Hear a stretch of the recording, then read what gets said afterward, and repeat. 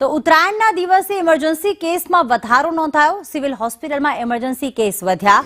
ઓપીડીમાં 108 ambulance સતત દોડતી રહી। અમદાવાદમાં 37 લોકોને દોરીથી ઈજાઓ પહોંચી, જેમાં 34 દર્દીઓને સારવાર બાદ ડિસ્ચાર્જ કરવામાં આવ્યા, જ્યારે દર્દીને જે 4 દર્દી હતા તેમને એડમિટ કરવાની ફરજ પડી હતી। રાજ્યમાં 143 લોકો દોરીથી ઈજાગ્રસ્ત થયા છે।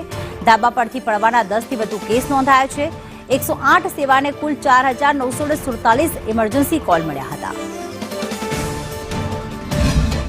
37 દર્દીઓએ ત્યાં સારવાર લીધી છે, પરંતુ સારી વાત એ છે કે એમાંથી 34 દર્દીએ ઓપીડી બેઝ પર સારવાર લીધી છે કે નાની અમથી ઈજા માટે આવ્યા હોય અને જરૂરી તપાસ કરી અને જેને રજા આપી દેવામાં આવી હોય। 4 દર્દી છે જેને દાખલ કર્યા હતા, એમાં 3 દર્દી એવા હતા જેને દોરીથી ઇન્જરી થઈ હતી। નાની મોટી કોઈને નાક પર થઈ હોય, કોઈને પગ ઉપર હતી, કોઈને ગળાના આગળના ભાગ પર હતી અને એક વ્યક્તિને હેડ ઇન્જરી સાથે દાખલ કર્યો છે। એટલે કે 4 દર્દી દાખલ છે અને બાકીના દર્દીઓને ઓપીડી સારવાર આપવામાં આવી છે। એટલે હું એવું માનીશ કે લોકોએ ખૂબ સાવચેતી રાખી છે અને એવા કેસીસ આવ્યા નથી, જેથી કરીને અમારી સિસ્ટમમાં વધારાના ડૉક્ટર્સ ઇન્ફ્લો કરવા પડે। જે લોકો ઇમરજન્સીમાં હતા